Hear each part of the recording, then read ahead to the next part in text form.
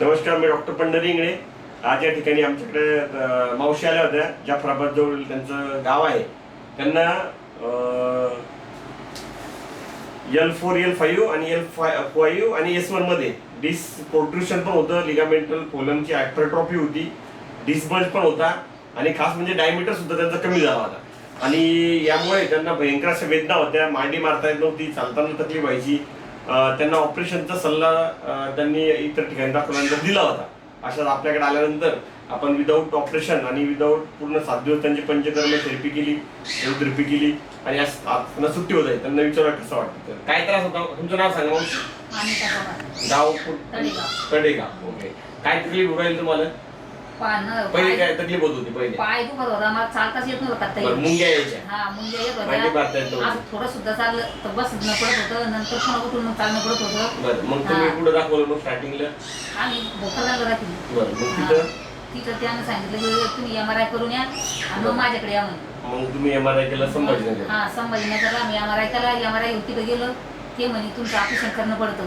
Okay. तुमच्या गादी फाटीले, तुमच्या मनके सुद्धा समजा नसा चिपका व्हायले. तुम्हाला ऑपरेशन केल्यानंतर लवकर तर ठीक आहे म्हणे, नाही तुम्हाला पॅरालिसचा झटका येऊ शकतो. बरं, तुम्ही घाबरून गेलाय मग. आपल्याला कसं माहित झालं तुम्हाला हॉस्पिटल? आमचा पुतणी गेलो होता इथं. ओके, तो एविएन साठी भरती होता तेव्हा.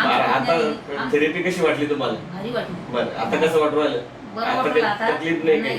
तुम्ही चालून पाहिलं, फिरून पाहिलं, पाहिलं दररोज उतरत होते, काही त्रास झाला का? त्रास नव्हता होत, पण मग असं वाटतं चालताना झालं नाही पाहिजे. बरं, नाही होणार, बिलकुल नाही होणार.